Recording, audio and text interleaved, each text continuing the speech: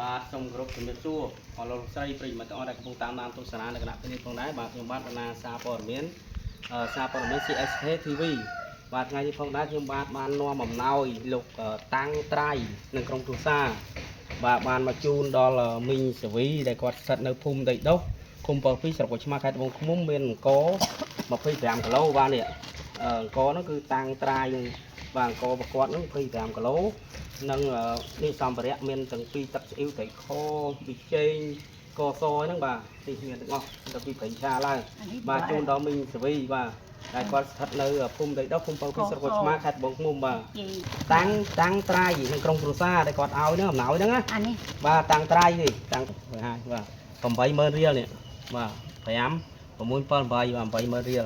បាទអរគុណ